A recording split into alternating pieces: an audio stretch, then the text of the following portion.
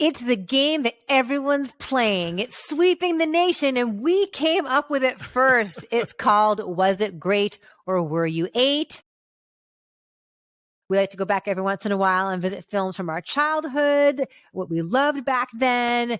Were they truly great films, or are we just looking through nostalgia at them? So this time, Alonso got to choose. His movie is The Return of the Pink Panther from 1975. Alonso, what's it about? I am calling an outside help.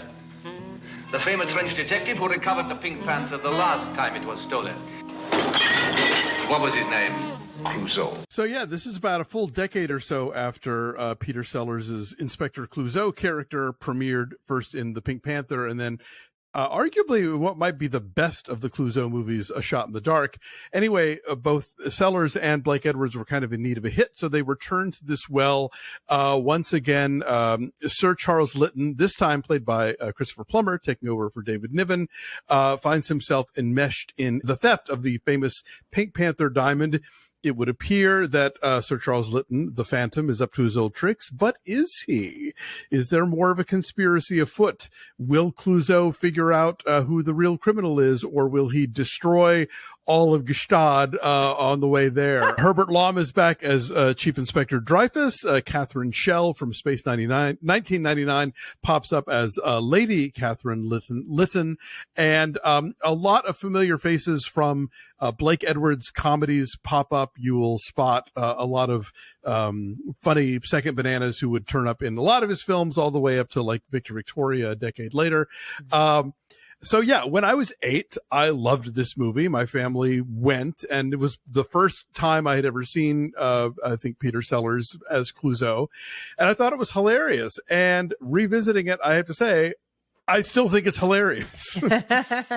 Did you laugh at different stuff, or did you react differently? It's been so long since I've seen it, I don't really remember. I will say this. I think when I was 8, I didn't get the plot at all. Mm-hmm. Like, I didn't understand the like who the actual jewel thief was and what the government's motivations for, you know, using the crime was. That went right over my head. Peter Sellers mispronouncing French words and going through walls, I got that.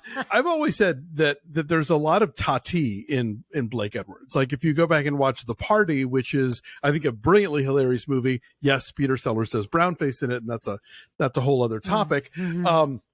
But there are just these extended gags that are like very much kind of rooted in silent cinema, but they just play out and they play out and they play out. Like, there's a joke here where Clouseau shows up at the Lytton's house in Nice, pretending to be a telephone repairman, and he hits the doorbell, and the doorbell just keeps ringing and keeps ringing and keeps ringing, and he finally starts like hitting it with a hammer, and then he like unscrews it and he pulls it out, and he keeps pulling it out, and there's just all this cable, and it just goes on and on and on, and it's really funny. And then, of course, the punchline is, I fixed this for you. Exactly. You're thin. There's something wrong with your fin. I don't think I've ever seen this. Like, I know as a child I had seen Pink Panther movies.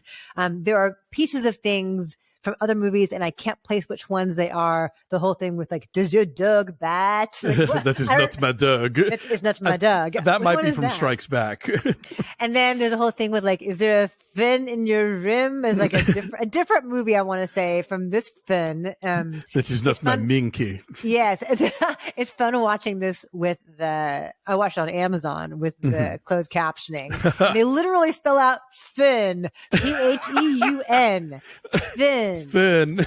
Oh, you mean funny. Phone. Yeah, silent cinema for sure. You see like the inspiration of Charlie Chaplin here, I think in particular, but also like you see who he influenced so clearly here, not just with the physicality of the comedy, but in like the patience that it takes to play the long game. And like you see how Peter Sellers influenced Andy Kaufman, and in particular Sacha Baron Cohen, I think. I think so. With the Borat character, and how with Borat he will take it to like extremes, beyond discomfort in the name of the bit. In the name of like making us making us squirm. I mean, like there are cute little tiny asides in this movie. Like this one quick thing where he's sitting on the edge of the swimming pool and watching all the 70s ladies go by. And then one of them dives in and he dives in with her. Like he just like, he's so enamored. He like falls backward with her.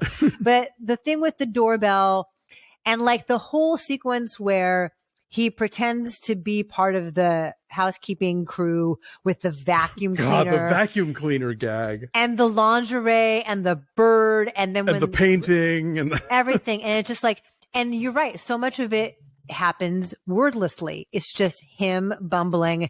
And no matter what situation he gets himself into, he is so certain of his capabilities. And that is part of what sells it. It's not like he's bumbling and he's aware that he's bumbling. Like the bumbling is a feature and not a bug. As far as his approach to being an investigative police officer. But he's so fully arrogant, all the time about knowing what he's doing. Yeah, no, it's a great comic creation. You hear these stories that Edwards and Sellers didn't necessarily get along, or that Sellers was hard to work with, and that's why like a lot of the supporting characters are people that he had known from way back in the day, from like the Spike Milligan years. But the results are just amazing. Are there, what Disney Plus would call outdated cultural references? Yes, there are. The word yellow gets thrown around with really shocking frequency when it comes to Kato. Oriental swine. Exactly. Like that stuff. You're like, oh, wow. Mid-70s.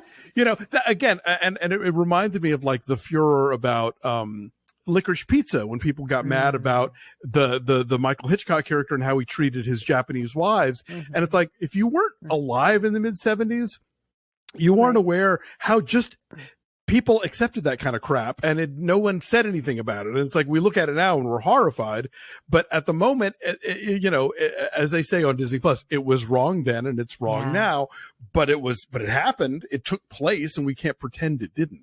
Do you mean John Michael Higgins?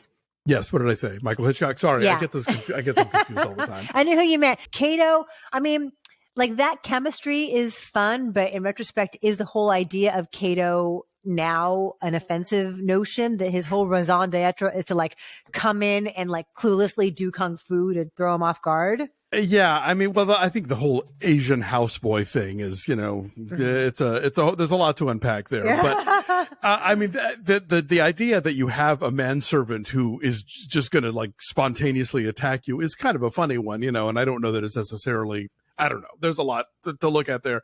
Nonetheless, I think that this movie just holds up really well. It's funny to watch how Catherine Schell can't not laugh at Peter Sellers. Like she has no straight face game at all. She's like Fallon on SNL. She just breaks up like that. And they just finally apparently just left it in. They couldn't figure out how to work around it because she's just like giggling the whole time.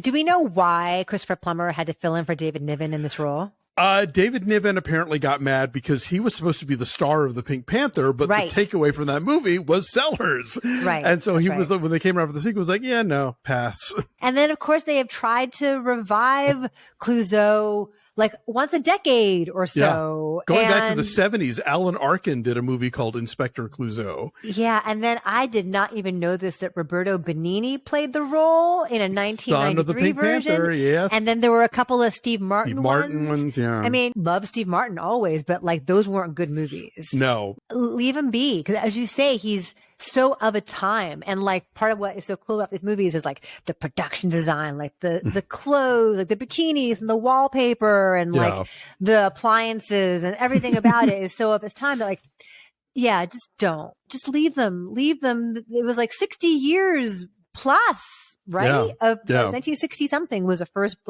Pink Panther anyway, not Black Panther, Pink Panther anyway. And we got to mention the Henry Mancini theme. Of course. Is so cool. And like the titles. Yes. Movies don't have titles like that anymore, which is part of what I love about Catch Me If You Can. Yes. I love an animated title sequence. Such a throwback to that kind of filmmaking. And like, it's so playful with the way they bring out all like the Pink Panther character and all the names of the people involved with the film. And Well, It's a hoot. when I saw this movie, like I said, I don't think I'd ever seen a Pink Panther movie before, but I had been watching the Pink Panther cartoon on TV for years because they had made all these shorts after the movie was a hit. They did separate shorts about the Pink Panther character, and then that turned into a TV show, and there were several TV shows over the years. But yeah, that was my familiarity with like that theme music and that animated character, and so the movie was a revelation for me. So was it great, or were you in, Alonso? I'm going to say it's great. I think it holds up. I mean, I was giggling senselessly for the entire 2 hours of this movie. So yeah, I think that, yes, the outdated cultural stuff is outdated, and it is merits being pointed out. But I think Blake Edwards and Peter Sellers as a combo really just like, brought something out in each other. And they,